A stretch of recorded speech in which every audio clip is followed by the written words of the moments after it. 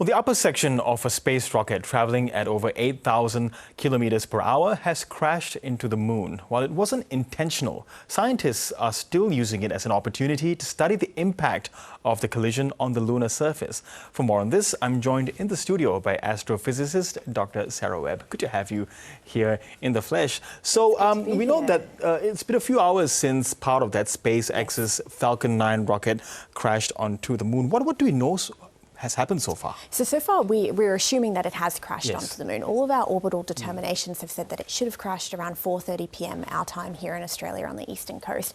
However, there was a lot of eagle-eyed viewers with telescopes that were trying to capture this moment on camera because we expected there would be a plume cloud, one that could possibly reach heights of about 10 kilometres. But to date, so far, we haven't actually seen evidence that it has crashed. So right now we're in this limbo moment waiting for one of our reconnaissance orbiters to fly over and image if there was an impact crater or not.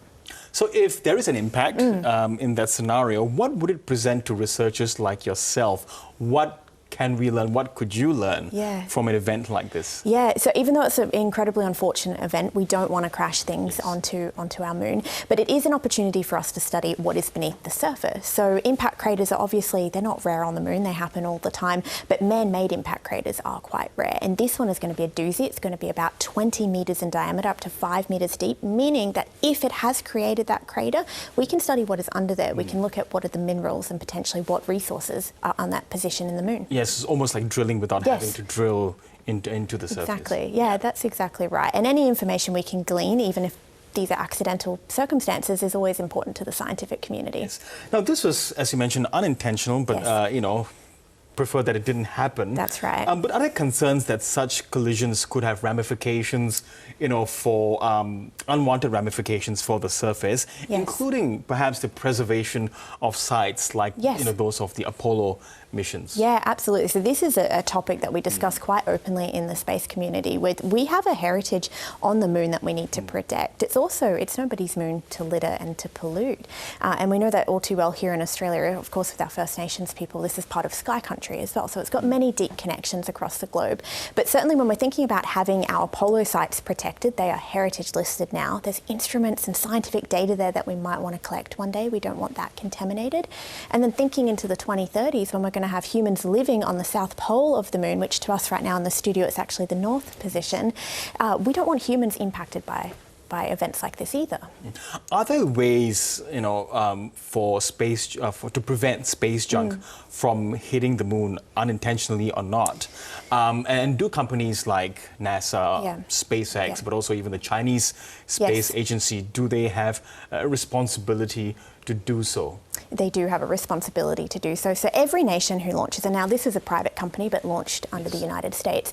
The United States is part of multiple space treaties, and through them we have a responsibility to act peacefully and considerably in space. And so where possible, trying to avoid events like this is crucial, but in this case there's physically nothing we could have done. There was no fuel for it to be moved away. And so this is a case of events like this will happen, and they're going to get more increasingly complex and likely happen more frequently as we explore more. Yes, and of course there is a bit of a race to the moon at the moment, isn't it? I mean, you got the Artemis 4, I think, that would be it. But then, you know, there are ambitions from the Chinese Space Agency as well, quite ambitious missions that they have. Can there be too much space junk? And if that is the case, you know, does that form a greater risk of more debris falling to Earth? Because we have seen incidents in the last couple of years. Yeah, we absolutely have. I believe I actually spoke to you about one not too long ago. It's certainly a problem. So just above the Earth right now, there's over 130 million pieces of space debris. Only 35,000 of them are tracked actively by us, just because we can't track it all. It's physically impossible with our technological constraints.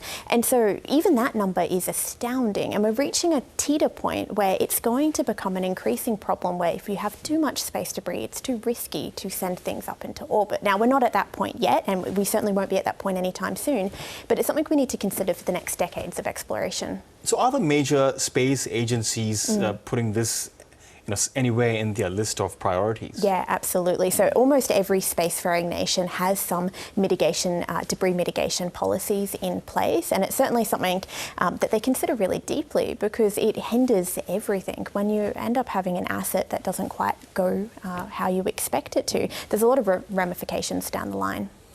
Is there any, and I'm just kind of thinking as a person that doesn't know much about space, but is there any way that the debris that is out there, some orbiting Earth, for instance, is there any way to capture that? It's at all? Fundamental question. You're asking the big questions. So there's many companies who are exploring this and really exciting possibilities. So some companies are investigating the idea of grappling big pieces of debris, so almost sending like a claw up there to grab a piece of debris and then help it burn up in our atmosphere.